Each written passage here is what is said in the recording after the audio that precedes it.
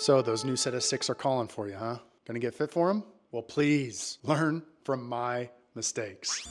Hey everyone, welcome to the video. And you might be thinking right now, hey random guy in your garage, what authority do you have to talk to me on club fitting? Over the past 2.5 years, I've been to 7 club fittings, 4 for myself and 3 for some friends. I've been to Golf Techs, I've been to Club Champions, I've been to True Specs, still haven't been to that Holy Grail TXG, if we can say that. I've learned some things and I've seen some patterns over that time, and I want you to have the most information possible to hopefully maximize your experience and get the most out of your money should you get club fit. Here are the 3 things that I think you should know before you go get fit for clubs. Let's jump into it. So I think it's safe to say the goal of any golfer going to get fit for a new set of clubs is to obtain the Triforce: consistency, distance, dispersion, and to see an increase in those areas. And we would consider that a win in terms of getting fit for a new club. So let's start with a little bit of story time first. About 2.5 years ago, before I even decided to curse the internet with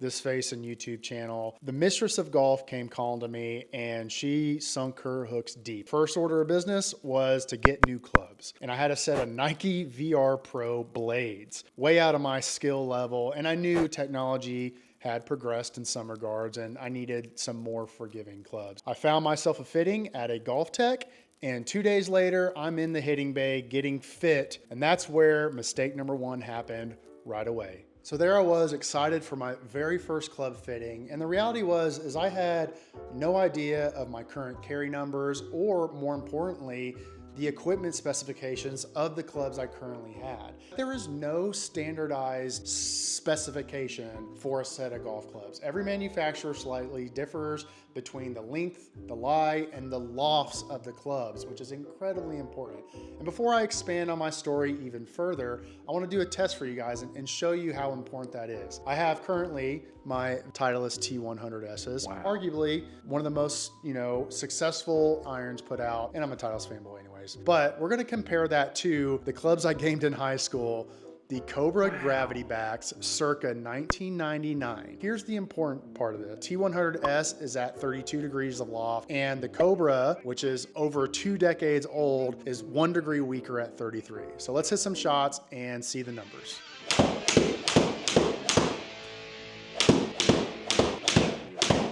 So you can just see from the numbers there that almost a quarter of century later, that both these clubs are essentially kind of performing the same. Now there's certainly other technologies that make them easier to hit and all that stuff too. I'm not discrediting that, but the biggest difference is the club's lofts. Back to the Golf Tech, back to Kyle's first fitting, super excited. There's a huge difference between the loft of a VR Pro blade at 35 degrees and the P790, which I ultimately hit and got fitted for at 30.5 degrees, almost 5 degrees of lofts difference. So it was no wonder that I saw an amazing boost of distance and ball speed from the P790s because the lofts were so incredibly different. I should have been comparing the VR Pro 6 iron against the P790 7 iron to really get a true measure of the differences between the clubs. By me not knowing my equipment specifications, before I even hit a ball, before I even showed up to the fitting, already gave him a win on basically selling me a set of clubs. Hey, real quick before I ramble on even more, hit that subscribe button down below and I'll add a bonus tip to this video that totally won't be there unless you hit that subscribe button. I'm trying to hit 5,000 subscribers this year and it would mean an absolute ton. Thanks guys, cheers.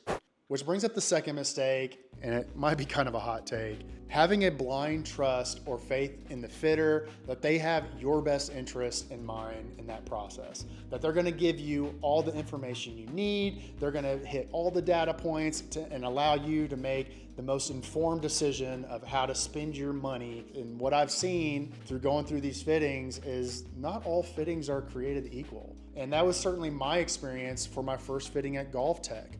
I went in there, I hit a few different club heads, I settled on the P790 because I liked the way it felt. And the fitter basically said, okay, great, let's write them up for you. I didn't test a single other shaft. I didn't test anything else other than just the club head. And that was enough for me in my own ignorance to sell me on a set of golf clubs. club fitters can also kind of manipulate data to get you the dispersion or get you the results that you want. And I have another example of that right here. So in that last test comparing the two clubs where we didn't see a whole lot of difference, I also hit a third club. I hit my old ass Cobra gravity bag in the 6-iron at 29.5 degrees of loft.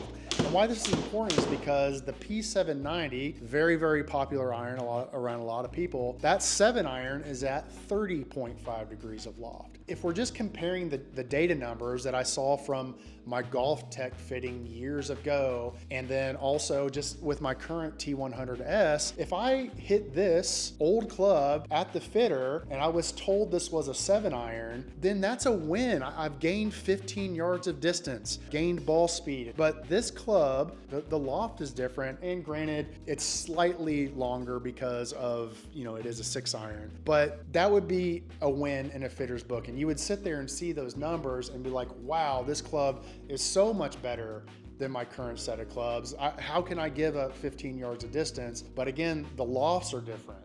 So it should be being compared to a different club in your bag. So there's a reason why PXG can do the Gen 6 driver challenge and have a over 95% win rate, but they know that their fitters can skew the results or manipulate the club in a way through loft or lie or whatever the case is. That's exactly what they did in my challenge. He immediately went to a 7.5 degree driver, and given enough swings, I eventually hit the ball further. So, job done. Just for food for thought, don't have a blind faith in the fitter. Know what you should be expecting in terms of the performance of a club. So the third mistake I would really hope anyone to avoid is once you do decide to make that purchase, whether you're getting that new driver, set of irons, or even a new putter, make sure you check your stuff. Check to make sure it is to the exact specifications that you determined when you went through that fitting process. I've multiple times on the channel said that this Queen Bee number 6 is my favorite club in the bag, but even this comes with a little bit of drama that you certainly would want to avoid. So I got fitted for my putter at a Club Champion, and when I placed the order for it, I was told it'd be about 4 to 6 weeks.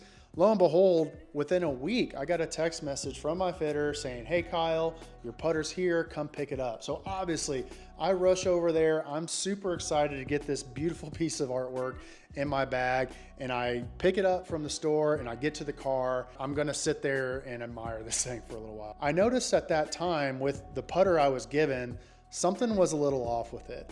One, it didn't have any heat shrink on it at all. And as I started looking over the putter, there were some scratches on the one that I received right here on the back of the Bentonardi place that should never be there for a brand new putter. And then the telltale sign that I saw as well is that when I checked the end of the grip, there was nothing but dirt and grime caked into the letters on the end of the grip as if it had been put into a dirty golf bag. So obviously I went back into the store. I told them I'm not going to accept this putter. It looks like it's obviously been used. Please, send me another one. Eventually that happened. Made sure it was within my loft and lie specifications, and things have been gravy and good days ever since. Lesson learned, please check your equipment to make sure you're getting what you purchased, because we spend a lot of money on it and you want to make sure that you're getting what you pay for. All right, so there's 3 things you should really watch out for when going to get fit for clubs. And as that bonus tip that I promised you guys for hitting that subscribe button, hey Kyle, when should I go get fit for clubs? At what skill level? And I think once you're kind of hovering around that break 100 mark, you probably would see some benefit and consider going to get fit for some clubs, especially a putter. I would highly recommend getting fit for a putter. You use that club more than any club in your bag, and once you know that you have confidence with it, it makes all the difference. I want you guys to jump down in that comment section and also share your stories about being fit for clubs, either good or bad.